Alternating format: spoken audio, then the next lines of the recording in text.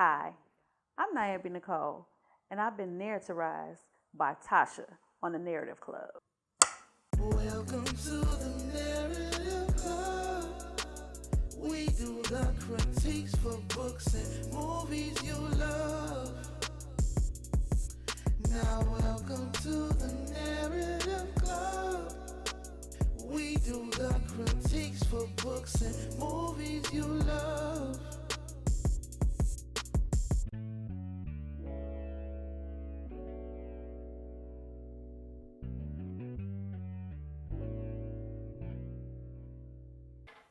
Welcome to the Narrative Club.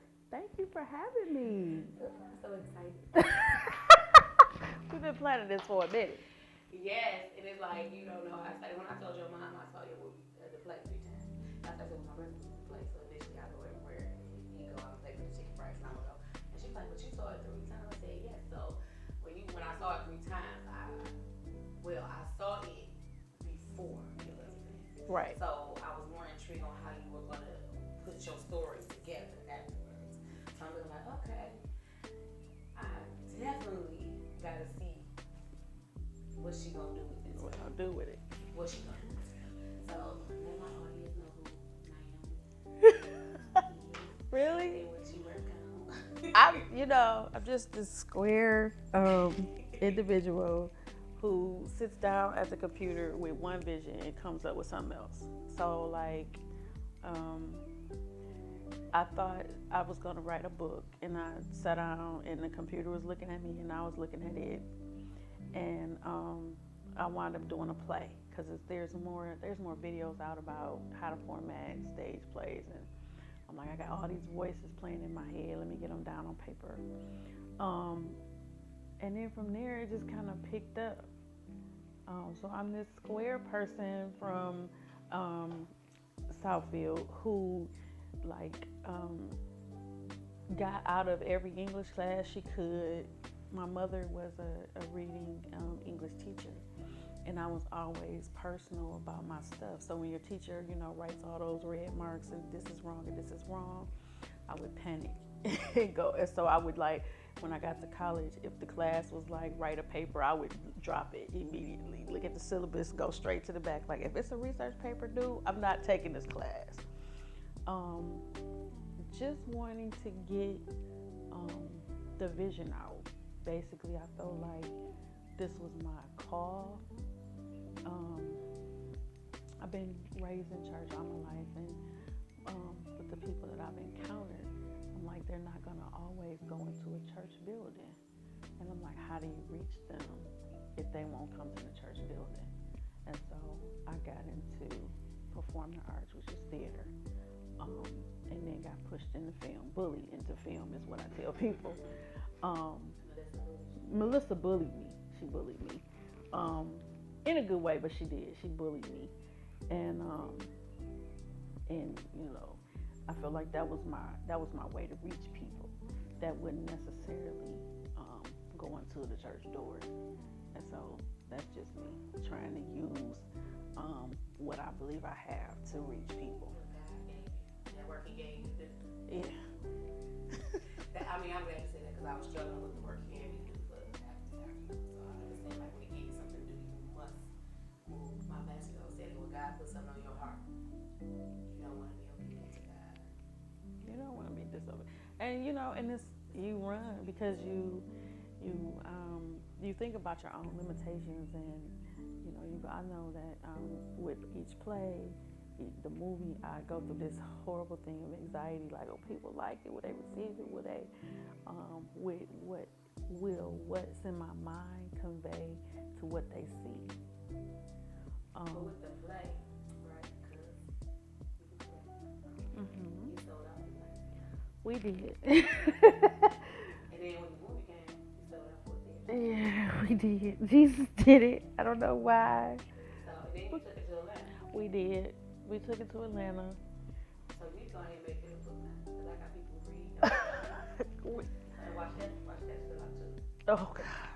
Because as I watched I'm gonna get the play. Then I'm gonna come back. Yeah. Circle back around. Because I was watching the movie, and I was sitting next to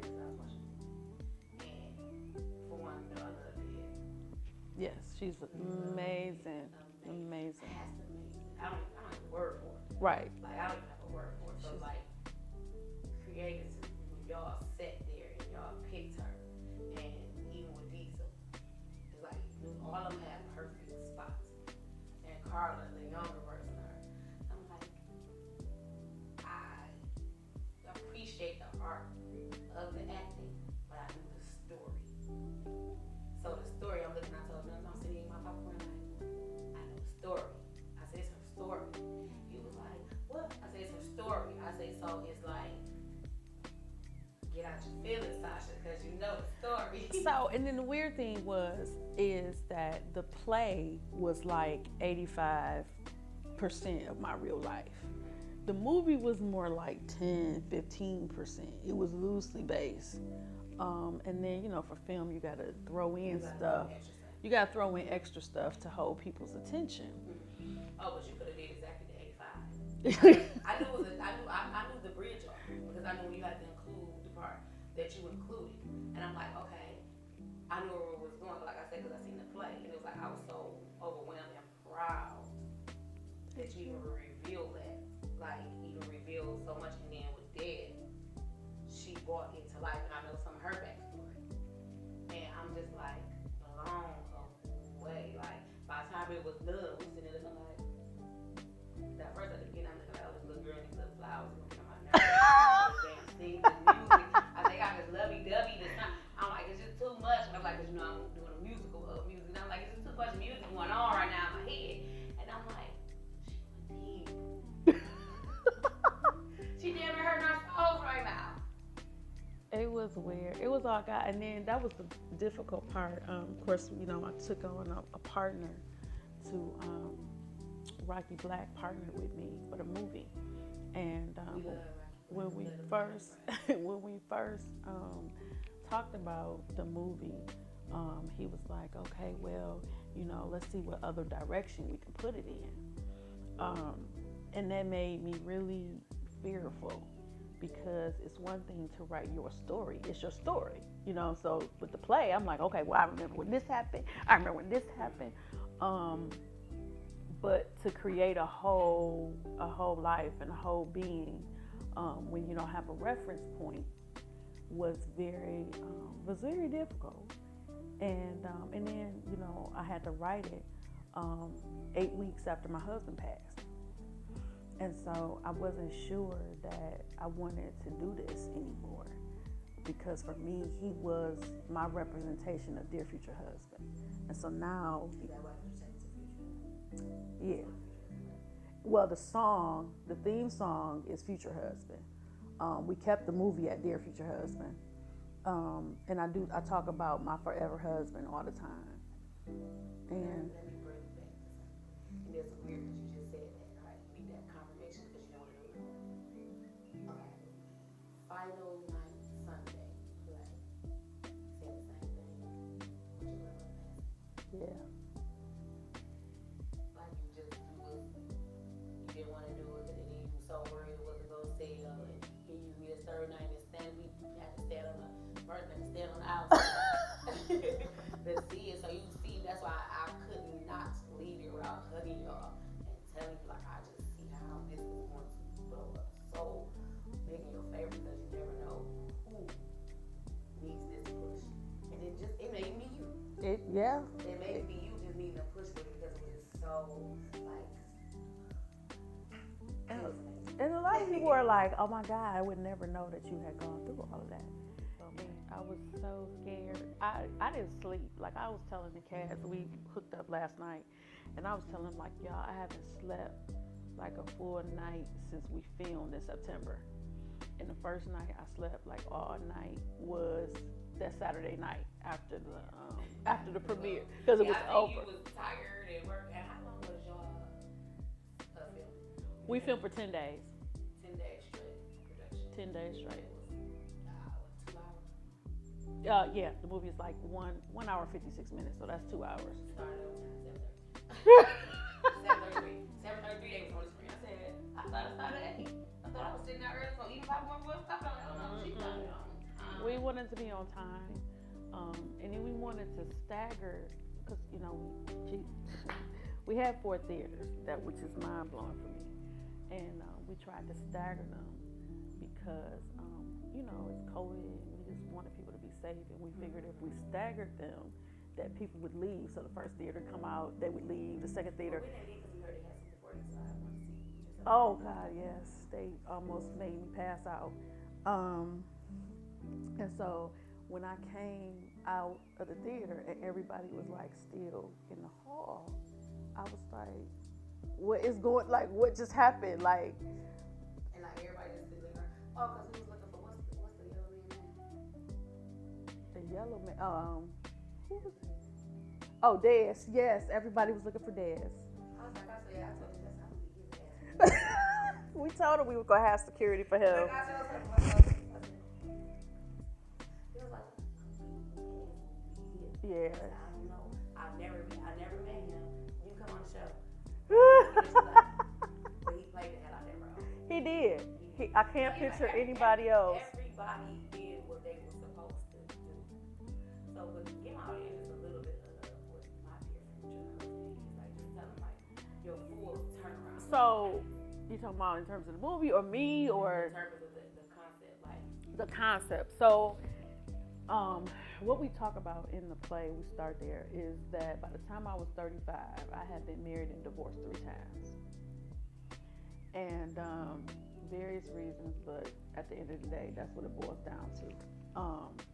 And I thought that although I've always wanted to be married, after going through 3, marriages and divorces, I was like, maybe this is not for me. Maybe this is just not what God has for me. And then I wound up moving out of state to Texas. I got a job out of state, or my job transferred me, and I moved to Texas. And I was out there, and I was praying like most women do when we get frustrated. We're like, Lord, it's just gonna be me and you. And one night I prayed that, and I heard God say, why are you lying? And I was like, what? And he was like, it's not that you want it to be me and you. You just don't believe I have anybody for you. And it's just easier for you to believe that, it was easier for you to believe that you wanted to be just me and you versus that I really, after all you've been through, I have somebody specifically designed for you. So that's when I went on what I call the Dear Future Husband journey. So if anybody follows me, so like in 2017, I started sending messages to a Dear Future Husband. I didn't know who he was, I didn't know where he was, but I would just get up and make posts. Dear Future Husband, I promise not to look at you with rose-colored glasses. Dear future husband, I'm going to be your biggest cheerleader, and just different stuff. And then ultimately, I wound up moving back home in August of 17 and re-met my husband in September. So the vision of Dear Future Husband is for really all of the women who feel like what they've been through has been too much. To still have faith that God can still have somebody for them.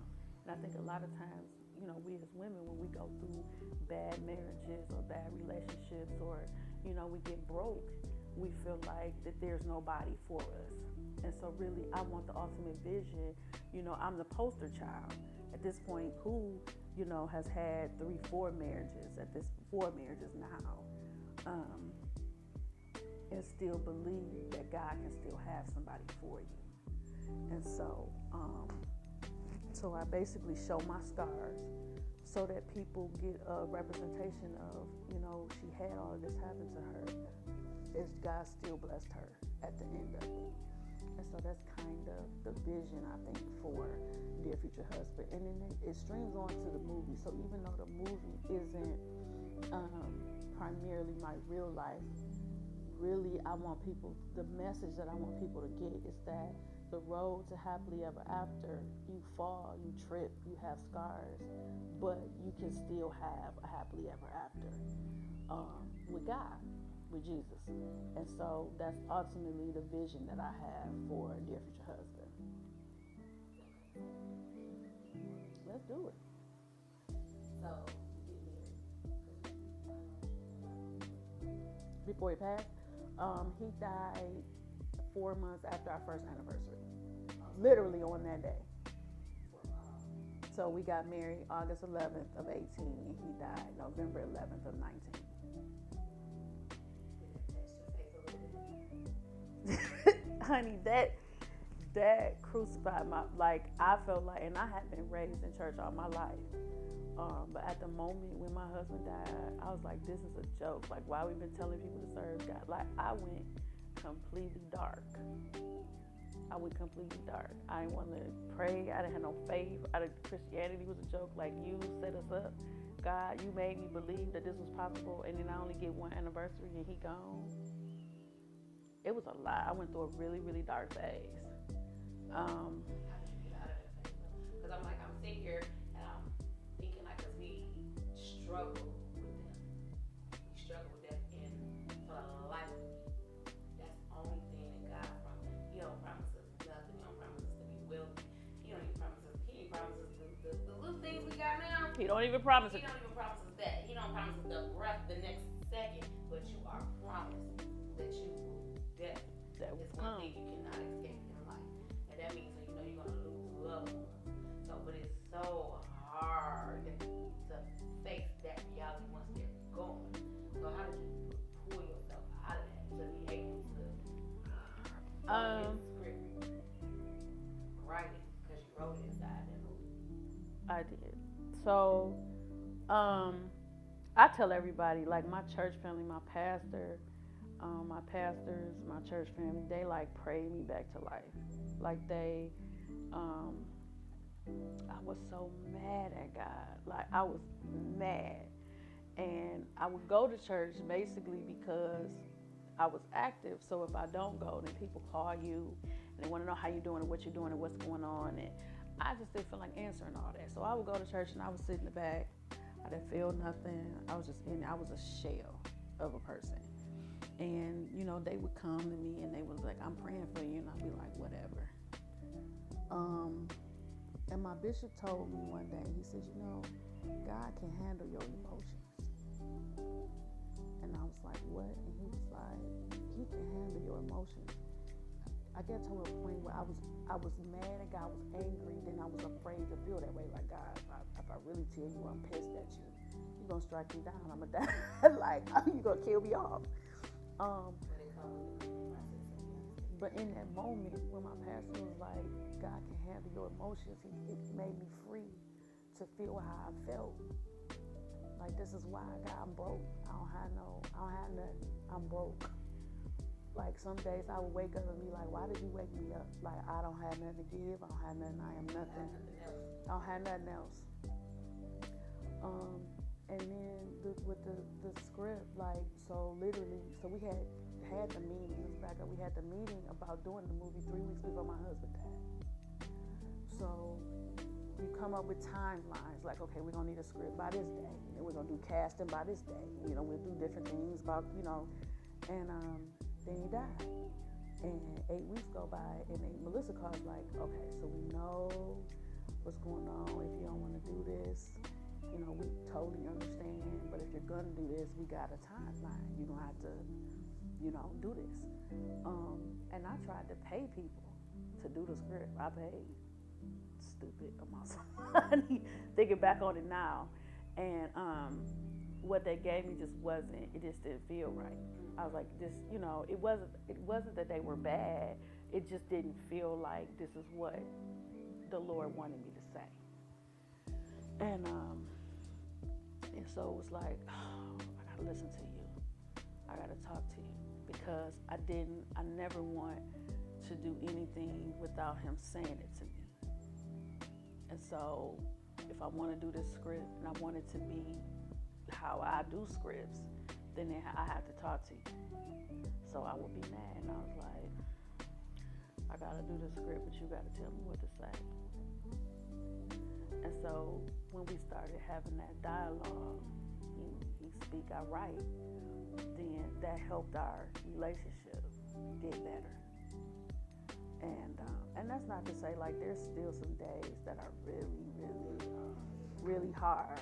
It's hard, you know, like social media is like, it kills people, because you on social media, everybody like, oh, you know, happy anniversary this, and me and my husband that, and, you know, and you like I don't wish this on anybody. But sometimes you like, well, why her husband gets to live and mine don't. I know, because that's how I feel with my mom. Like, and I realize like there's a lot of people that don't have mom, or you know, mom that was good to them. So you have to take your lessons and give them that, and you have to think different. Because what, well, when I want to knock all the shit down, but Yeah. oh, Yeah, you get and so, some days. it makes you, it's a reminder for you. Yes, it's a reminder. Even when you think you're in a good mood, sit and see like, girl, give me your husband. Yes, and I have to take like breaks. So like Christmas and Thanksgiving and stuff when people like, with they I take that day off and I usually don't get on social media. And I don't post a lot as much as I used to before he died because it's just hard, and I never know what's gonna trigger it. It could be like some days I'm absolutely fine, and then other days somebody will post and be like, oh, look what my husband gave me for our anniversary, and I'd be like, screw you, like it's. But I know when it came down to that day, because I really posted like, you baby, I finished, I did it. And I know it's like at that moment you had to feel proud and just, I know it was overwhelming. It was. Because even when you look back at the scene, when you actually sat at the grief counseling and you, the lady was discussing about your husband, how he passed, and I'm like, oh my God, I said, she just, wow, this, like, me, and it was just like so breathtaking because the world needs to see that side. Like you just said, sometimes they'll be like, oh, she a church girl. She's so wrapped up into God, that Nothing touches her. nothing touches her. Yeah. So when you say like, yes, it was the time I was upset, the time I was angry at God, the time I was, wondering why me. And it's like, remember I told you that song, it's like, I was like, why not? Why not me? Yeah, Why Tasha. not? Cause he put it on me and let me go through. That's how I just always have to think. Like it's hard to think that way. It's like, oh, what else you want me to do? You buried the cross, not me. Not me. Like I didn't know I was supposed to be Christ strength, but okay, I got it. Let me figure it out. And that's why I'm like, I just like, okay, I can do it. That's it. Sometimes we don't know how you can bless somebody through a project, and because they just see, and I can see that they probably have a conversation with you about her personal stuff, and I was like, I see how it just blessed her. You know what I'm saying? It was just like, it was just so overwhelming for me. Like, Yeah, the whole set talked about different things. Some of the women that were on the set was like, I've had that conversation with God. Like, not to tell the whole movie, but Deb goes, her phrase is, you're supposed to be the guy that can do anything except give me a husband. And I remember when we filmed that day, one of our crew persons was like, was you in my living room? Like, I had that literal conversation with God, not too long ago. And I'm like, and I think that because we don't tell our story, some people feel like they go through it by themselves. Like they don't know that other people feel that same way. you think you're just one out, but not knowing you one inside of a real human being. And it's like, it's always good to talk to people because you never know who you're helping. You never know who you're saving them. You actually could be saving someone from themselves that night. You know what? They may want to hurt themselves or harm themselves that night. So it's like, it'd be a breath of fresh air when you just see, like, well, Dan did that prayer. I told him, I never seen nobody kill Maria Steve like that. She killed. Like, she went all the way in. She went all the way in. Tears, not. She went all the way in and understanding. It's like, cause you know you want God to do this for you, and it's like, well, what more I gotta do? So I'm like, oh, she's right here. Definitely is on the narrative, cause let's live in the prize. I didn't be wrong yet. We try, and with this one, I wanted it to be faith-based, but I wanted it to be real. Yeah. And sometimes when you watch faith-based movies, they're so, I call them whitewash, and they make you feel like Christianity is just this. Every morning when you wake up, the angels, the angels just be like, oh, all day, and it's like they. But I was telling Melissa, I said,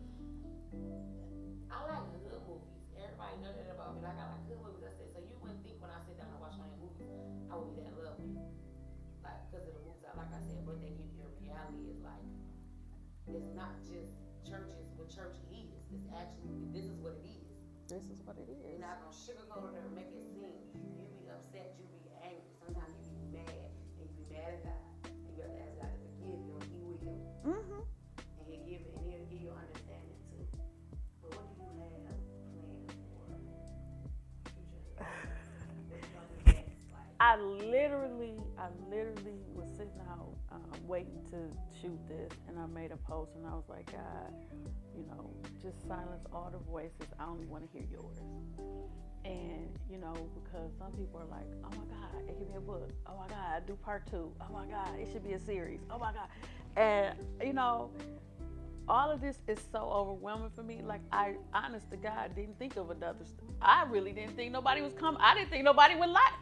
Truth be told, I didn't even think people were gonna like it. I felt that way about the play too. I was like, oh, they're gonna think, you know. I just, and so, we love it. yeah, y'all do. It's So now we know that you a hell of a writer. So we need something more. Well, you know what? We gonna wait because you gonna have like your forever husband is gonna always be your forever husband. yeah, he is. But you gonna have a happy ever after too. I believe that, and that is a struggle in itself. But I think the next part of my life, I am working on. I'm working on 2 scripts. I've started. One of them is called Call Me Daddy. It's based on a play that I did in 2015. He was in that too. See, he was in that too. So I want to turn that into a movie. You know, that one is faith-based, and then I'm working on one. It's called Grave Secrets. That is not going to be considered faith-based. So those 2 I'm working on, and then you know, just enjoying this ride right now.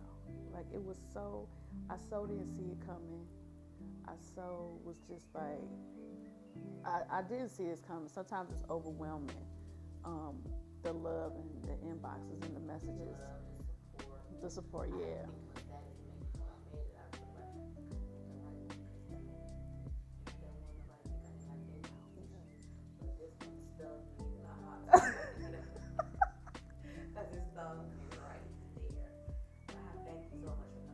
Thank you so much for having me. Because you fresh off set. Fresh Fresh off the premiere, yeah. And then booking another one